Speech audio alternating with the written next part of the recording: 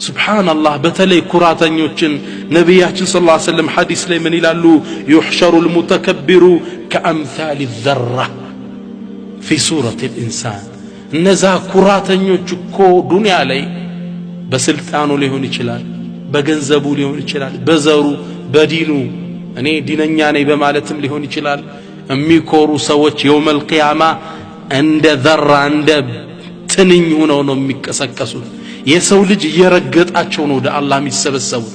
ቅርጻቸው ሰው ነው የሚመስሉ፣ ሲታያቸው ጉንዳል ነው የሚያሉት ሰው እንዲረግጣቸው።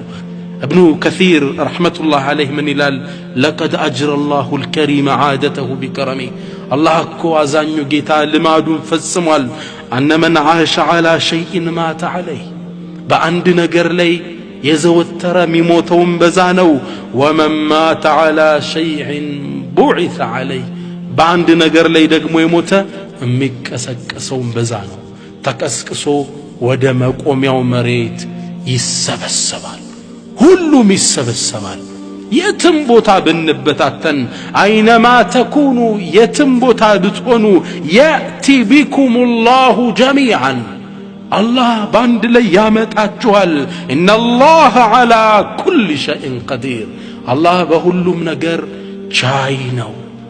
ቁል በላቸው አንተ ሙሐመድ ኢነል አወሊነ ወልአኺሪን የመጀመሪያዎችም የመጨረሻዎችም ፍጡር እኮ ለመጅሙዑነ ኢላ ሚቃት የውሚን ማዕሉም የውመል ቂያማ ሁሉም ይሰበሰባል። ወሐሸርናሁም ሚቀር የለም ሁሉንም ሰበሰብናቸው። ፈለም ኑጋድር ሚንሁም አሐዳ አንድም ሚቀር የለም። ሁሉም ተሰብስቦ ከአላሁ ስብሓነሁ ወተዓላ ፊት ይቆማል። እንስሳዎች አይቀሩም።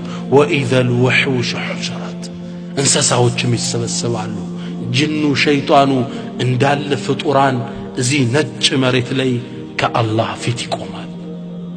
ያ አላህ ረሕማከ ያ ረሕማን ከአባታችን አደም ጀምሮ እስከ መጨረሻው ቂያማ እስከምትቆምበት ድረስ ያሉ ሰዎች አንድ ሜዳ ላይ ይሰፍራሉ። ثم تدنو الشمس አሉ ነቢያችን ሰለላሁ ዐለይሂ ወሰለም። ከዚህም በኋላ ፀሐይ እንድትቀርብ ይደረጋል ወደ ፍጡራን እንደ ወንጀሉ እንድታቃጥለው ይደረጋል። የቁሉ ነቢዩ ሰለላሁ ዐለይሂ ወሰለም من حديث المقداد ابن الأسود مقداد ባስተላለፈው ሐዲስ ላይ ምን ይላሉ? تدنو الشمس يوم القيامة ሰው እኮ ከቆመበት ላይ ፀሐይ ትቀርባለች። حتى تكون منهم كمقدار ሚል ያህል ድረስ እስክትቀርብ ድረስ። ይህን ሐዲስ ያስተላለፈው ሰልማን ብኑ ዓሚር የተባለው ሰው ምን ይላል? ሚል ያሉት እኮ ነቢዩ ሰለላሁ ዐለይሂ ወሰለም ሴቶቹ የሚኳሉበት እቺ ብረቷን ትሁን አሊያም መሬት ላይ ያለ ርዝመት አላቀው። ሚል ማለት 4000 ጫማ ይሉታል። ቅርብ ርቀት ነው፣ ጫማ ነው። አሊያም ደግሞ ያው መኳያ የምታህልናት የዛን ያህል አላህ ያቀርባታል ፀሐይዋን። ታዲያ ምን ይፈጠራል? ፈየኩኑ الناس على قدر اعمالهم في العرق ሰዎቹ እንደ ስራቸው ላብ ይውጣቸዋል። فمنكم من يكون الى كعبيه እስከ ቁርጭምጭሚቱ ድረስ ላብ የሚውጣው አለ። ومنكم من يكون الى ركبتيه እስከ ጉልበቱ ድረስ የሚደርስበት አለ። ومنكم من يكون الى حقبيه እስከ ቀበቶ ማሰሪያው እስከ ወገቡ ድረስ ላቡ የሚደርስበት ሰው አለ።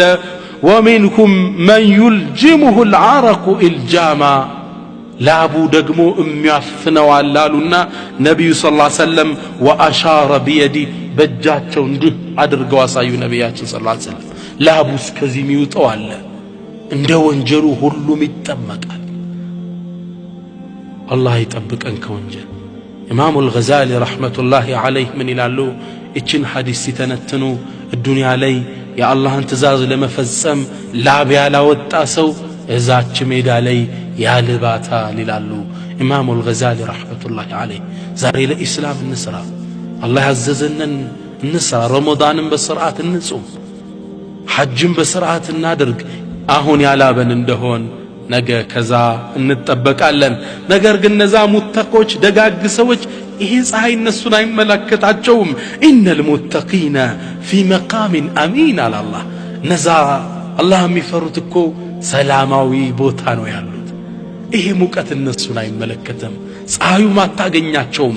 የበለጠ ደጋግ የሆኑትማ ከዓርሽ ጥላ ስር ይቀመጣሉ።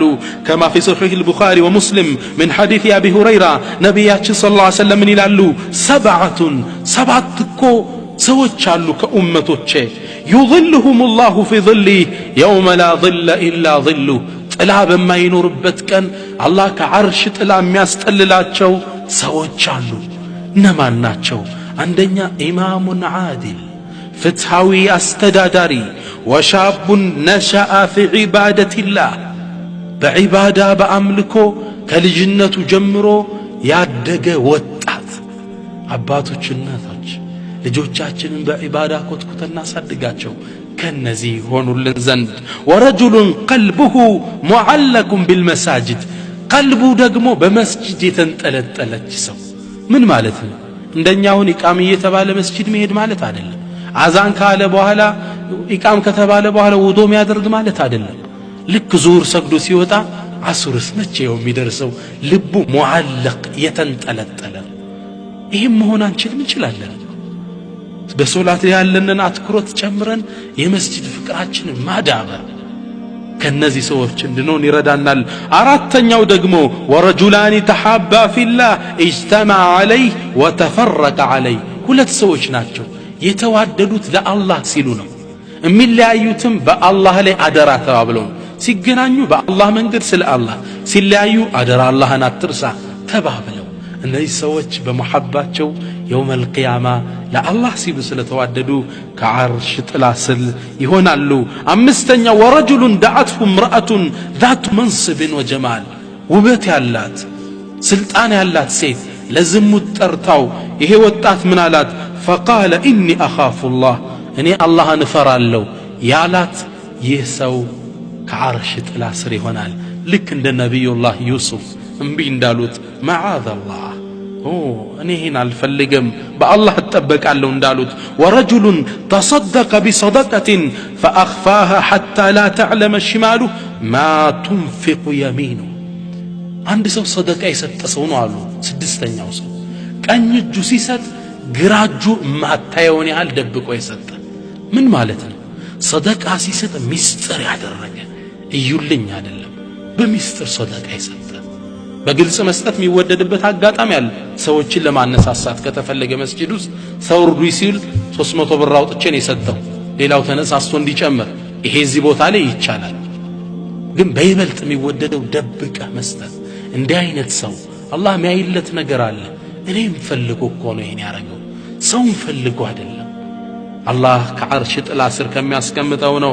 ሰባተኛው ደግሞ ወረጁሉን ዘከረ አላህ ኻሊያን ፈፋضت عيناه አላህን ተደብቆ ዶርሙ ገብቶ ወይም መኝታ ቤቱን ቆልፎ አሊያም ቢሮውን ቆልፎ ቁጭ ብሎ የውመል ቂያማን አሁን ያወሳነውን አስታውሶ አላህን አስታውሶ ወንጀሉን አስታውሶ አለቀሰ።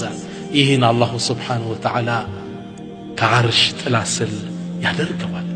እነዛ ሙእሚኖች እነዛ ሙተቆች አሁን የጠቀስነው ችግር እነሱን አይመለከታቸውም።